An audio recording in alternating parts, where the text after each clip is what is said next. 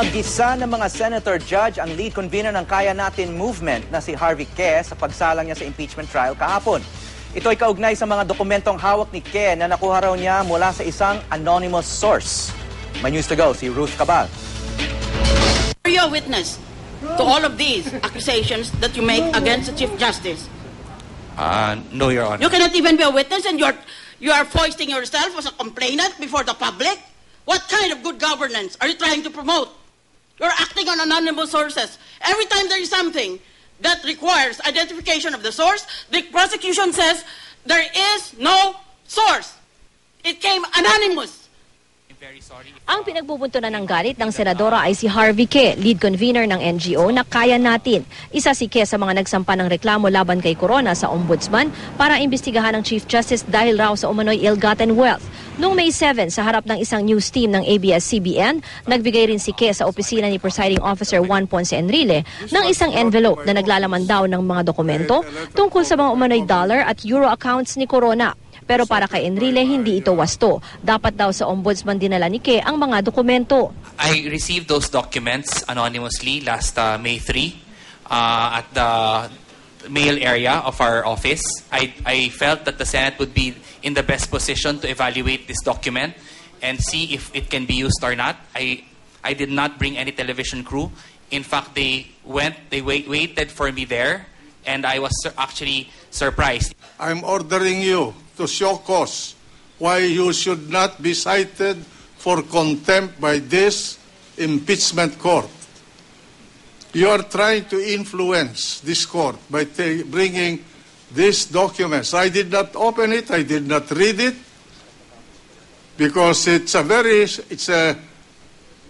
do not know what these documents are. But I felt insulted and offended. I did not really intend any malice. I have already issued an order to you. Show cause why you should not be cited for contempt. Inamin din ni Ke, hindi siya sigurado sa authenticity ng mga dokumento. Ang ilang senador, pinuna ang tila ilang ulit ng paglabas sa korte ng mga dokumentong galing sa anonymous o di nagpapakilalang source. Gaya ng umano'y bank documents na binigay daw ng isang di kilalang small lady kay Prosecutor Reynaldo Umali at ng mga dokumentong iniwan lang daw sa gate ng bahay ni Quezon City Representative Bolet Banal. We have had delivery via Little Lady. We have had anonymous delivery via hanging it on the gate. I am just interested to know what new and novel way do we have for the anonymous delivery to your offices, Mr. Ke? I saw it placed in our mail area.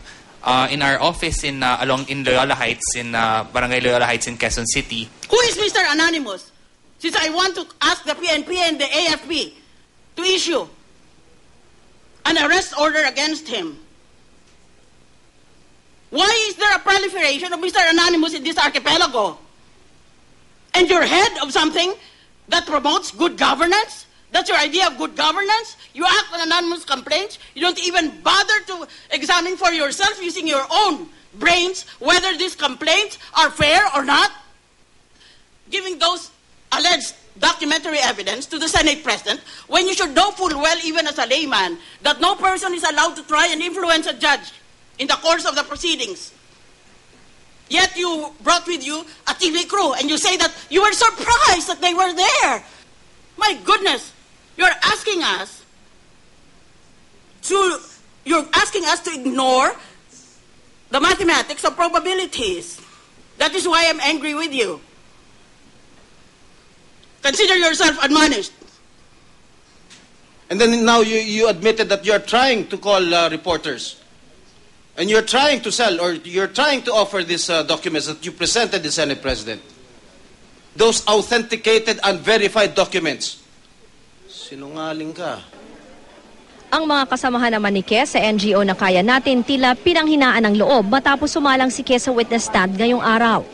Ikaw na nga yung merong gustong ipaglaban. Ikaw pa yung masama.